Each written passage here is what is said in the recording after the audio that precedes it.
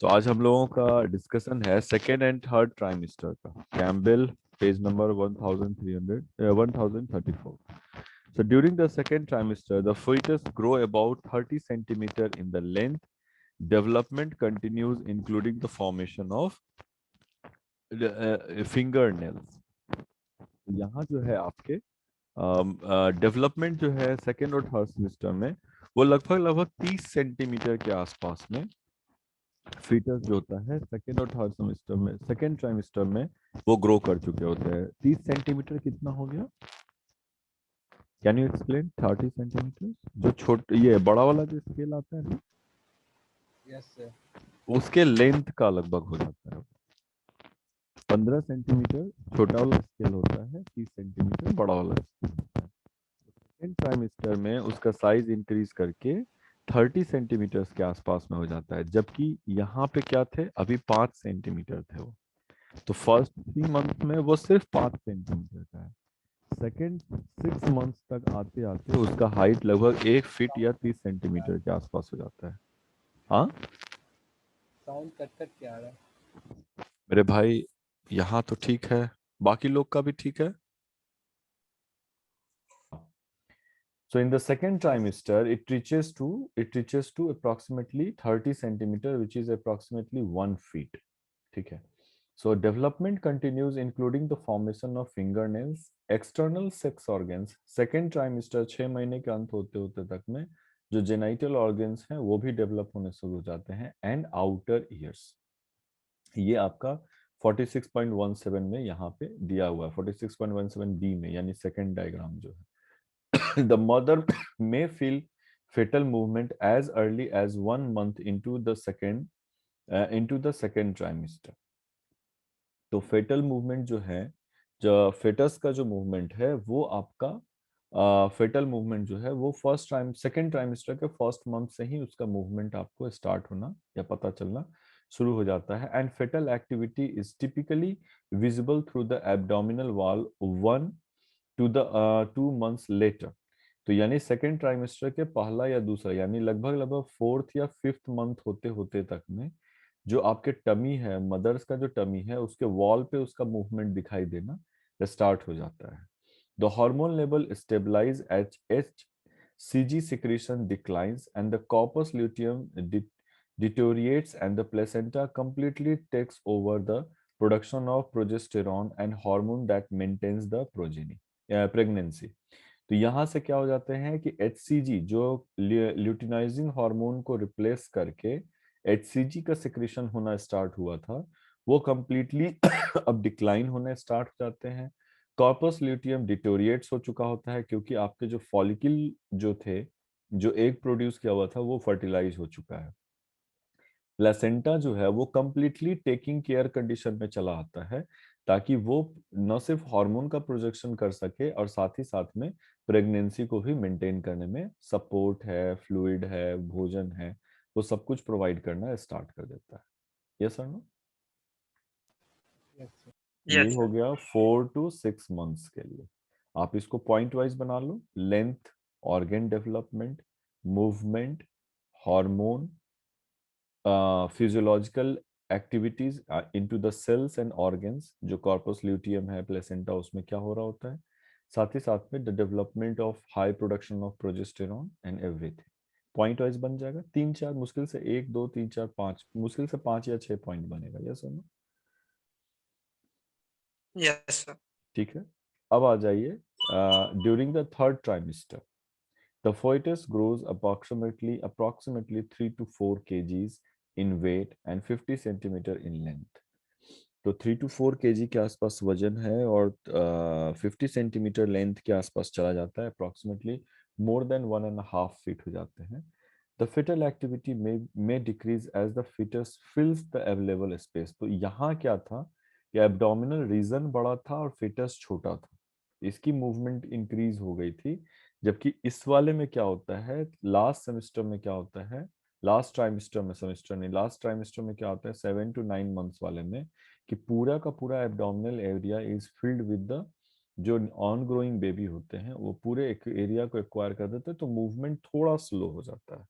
As the fetus grows and the uterus expands around, the mother's abdominal organ becomes compressed and displaced. तो ये एक बहुत बड़ा caring का एक एज होता है। जैसे जैसे एब्डोमिनल रीजन में फेटस ग्रो कर रहे होते हैं, तो लंग्स है और आपके डायफ्राम है, ठीक है, हार्ट है, ये सब अपवर्ड डायरेक्शन में पुश होना स्टार्ट हो जाता है, इसलिए घबराहट होना, ठीक है।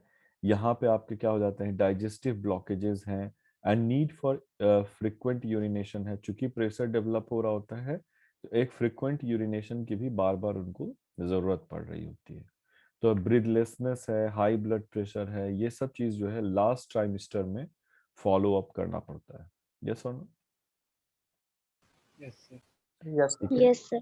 अब आ जाते हैं, childbirth begins with the labour, a series of strong and rhythmic uterine contraction that push the fetus and the placenta out of the body. तो लेबर जो होते हैं वो उस प्रोसेस को करते हैं जहां कॉन्ट्रैक्शन से जो fetus है उसको आपको बॉडी के बाहर की ओर पुश किया जा रहा होता है। Once the labour begin, the local regulator जैसे प्रोस्टाग्लैंडिन हॉर्मोन्स वगैरह हैं, ये आपके बॉडी पे एक्ट करना स्टार्ट कर देते हैं। प्रोस्टाग्लैंडिन हार्मोन, एक सेकेंड, ये देखिए, ये आपके सेकेंड ट्राइमेस्टर का है जो आपका डेवलपमेंट हो रहा था। You can see that there are a lot of empty spaces through which they can make some movements, जिसमें आपके फिंगर्स का डेवलपमेंट है, ईयर का डेवलपमेंट है, वो क्लियरली आपको दिख रहा होता है। साथ ही साथ में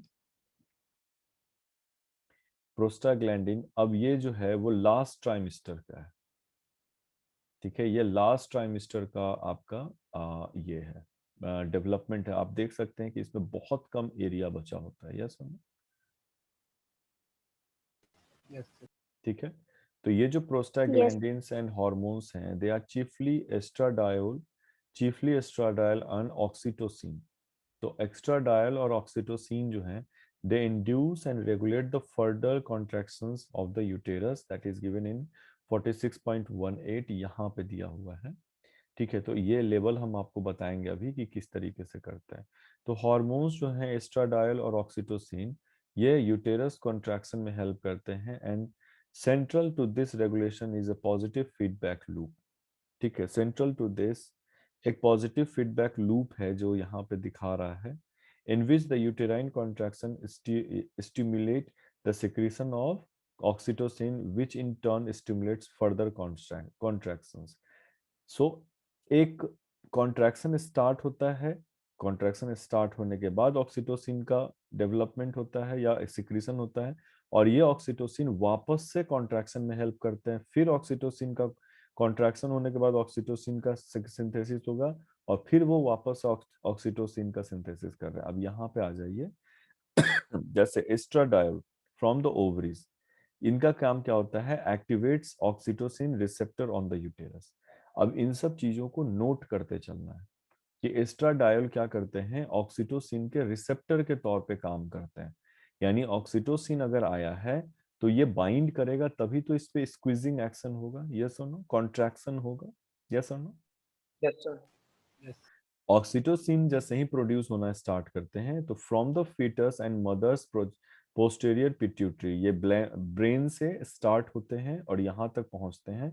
इनका क्या काम होता है, they stimulate uterus to contract and stimulates the placenta to make and, ये फिर से प्रोस्टाग्लैंडिन का सिंथेसिस करेंगे and stimulate more contraction of the uterus. अब ये more contraction of the uterus होगा, ये और भी ज्यादा प्लेसेंटा को ये करेंगे बाहर की ओर बनाने के लिए, और फिर प्रोस्टाग्लैंडिन का सिक्रेशन। तो ये देखो कि ये पूरा एक साइक्लिक प्रोसेस चल रहा है कि जितना ज्यादा कॉन्ट्रैक्शन हो रहा है उतना ज्यादा प्रोस्टाग्लैंडिन का सिंथेसिस होते जा रहा है। जितना ज्यादा कॉन्ट्रैक्शन हो रहा है, ब्रेन जो है पॉजिटिव फीडबैक के तौर पे वो ब्रेन और भी ज्यादा ऑक्सीटोसिन को प्रोड्यूस करता है, और धीरे धीरे कॉन्ट्रैक्शन जो है वो इंक्रीज करने लग जाता है। यस और no? Yes sir. So Yes, sir. Yes. Any hormone at that level अगर उसका डिक्रीज होगा, इसीलिए सिजेरियन और इन सब चीजों पे भेजा जाता है। हालांकि अब तो ये बिजनेस हो गया है, मैंने ये भी सुना है कि कई डॉक्टर्स ऐसे होते हैं जो जानबूझकर ऐसी दवाइयां देते हैं जो एस्ट्राडायल और ऑक्सीटोसिन के लेवल को कम कर देते हैं आपके बॉडी में। यानी कि टाइम पूरा हो चुका होता है but mother still don't feel like कि उनमें कॉन्ट्रैक्शन हो रहा है, ऐसा कुछ भी फील नहीं होता है। इसलिए उनको सर्जरी करके उनको बाहर निकाला जाता है। जबकि कुछ मेडिसिन ऐसे होते हैं जो एस्ट्राडायल और ऑक्सीटोसिन के लेवल को इंक्रीज करते हैं, और ये मेडिसिन नॉर्मल डिलीवरी की तरफ आपको लेकर के जाता है। तो अब तो ये बिजनेस हो चुका है। 25,000 रुपया लगता है सर्जरी कराने का, 9,000 रुपया लगता है नॉर्मल का। तो कोई भी डॉक्टर क्यों आपको नॉर्मल डिलीवरी कराएगा? So labour is typically described as having 3 stages. तो पूरे लेबर को 3 स्टेज में डिस्क्राइब किया गया है जो यहाँ पे दिखाया है। तो पहला स्टेज है dilation of cervix. Dilation of cervix कहने से क्या होते हैं कि जो सर्विक्स का एरिया है वो डायलेट करके फैलना स्टार्ट करता है ताकि बेबी बाहर में आ सके। डायलेशन ऑफ सर्विक्स के बाद में आता है एक्सपल्सन, जिसमें डिलीवरी ऑफ इन्फेंट होते हैं और वो बाहर आने स्टार्ट होते हैं। और फाइनली होता है डिलीवरी ऑफ द प्लेसेंटा। जो एमनिलिकल जो कॉर्ड होते थे वो भी उनके हिसाब से, सर यहाँ पे एम्बिलिकल कॉर्ड्स जो होते थे वो भी आपके साथ में बाहर आ जाते हैं। ठीक है, तो ये 3 स्टेजेस हैं बेबी डिलीवरी के या लेबर के, जिसको हम लोग पढ़ेंगे। The first stage is tightening, ये sorry, thinning and opening of the dilation of the cervix. तो पहला स्टेज में सर्विक्स का ओपनिंग है।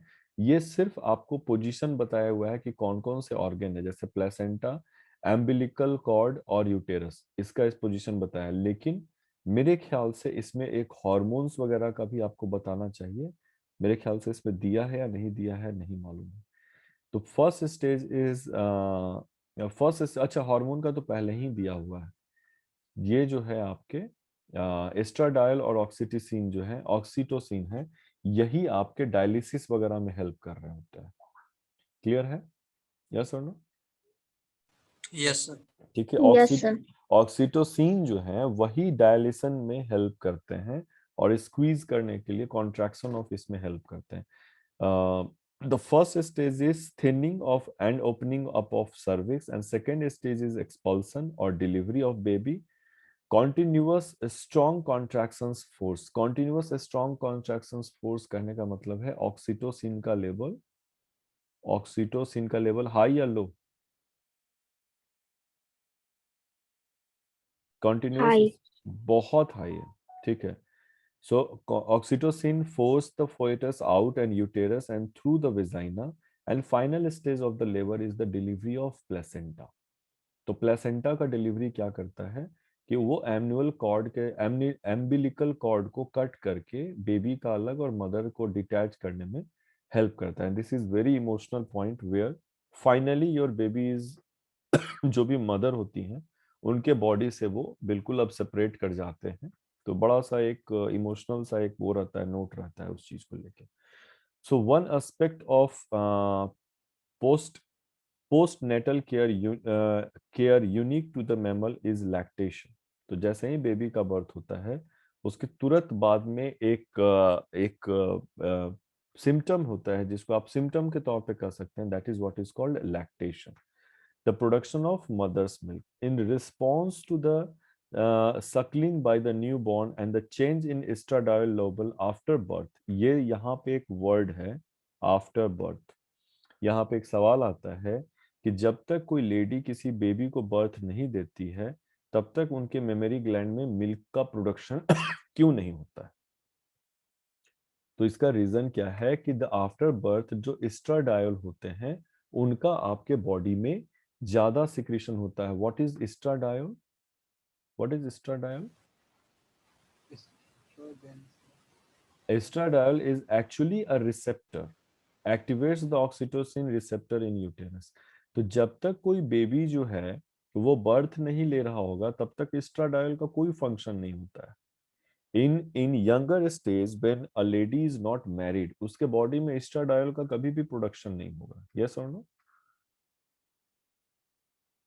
यस और नो? यस ठीक है। Yes. तो यस अगर सर। कोई लेडी यंग है और अगर वो प्रेगनेंसी नहीं कंसीव की हुई है, सफर मैंने बोल दिया सॉरी, प्रेगनेंसी कंसीव नहीं की हुई है, तो उनके बॉडी में कभी भी एस्ट्राडायल का सेक्रेशन नहीं होगा। एस्ट्राडायोल स्टार्ट होता है जब स्क्वीजिंग एक्शन ऑक्सीटोसिन के रिसेप्टर की जरूरत पड़ती है।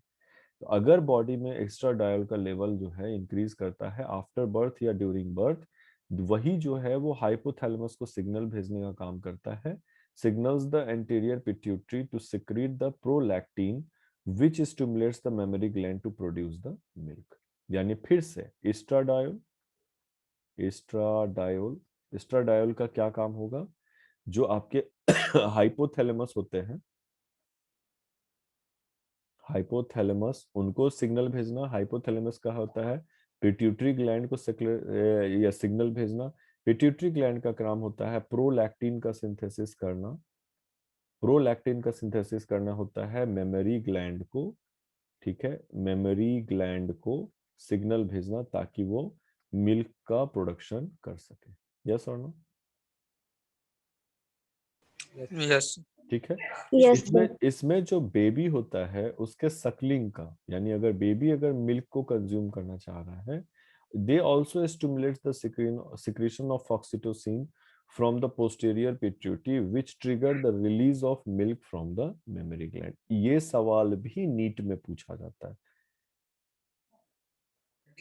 ठीक है। Which of the physical activities, जैसे सकलिंग ऑफ बेबी जो होते हैं वो posterior end of pituitary gland को स्टिमुलेट करता है।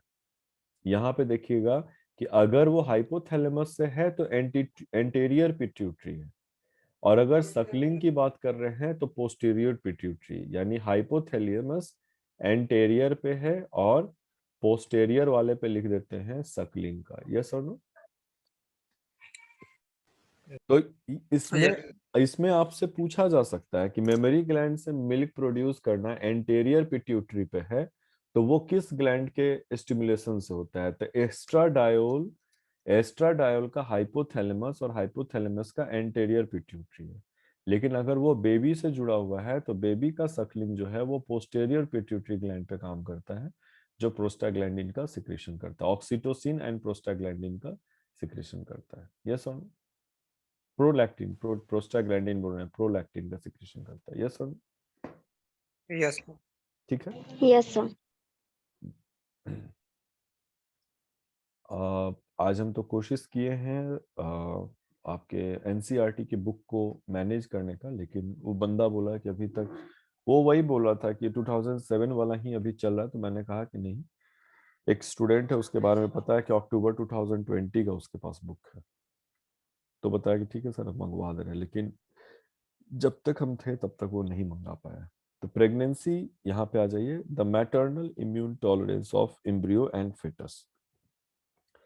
Pregnancy is a immunological puzzle. यहाँ पे थोड़ा सा आपको इम्यूनोलॉजी, मेरे ख्याल से जो ग्रेजुएशन लेवल का इम्यूनोलॉजी है वो दिया है या नहीं, वो हम लोग डिस्कस कर लेते हैं।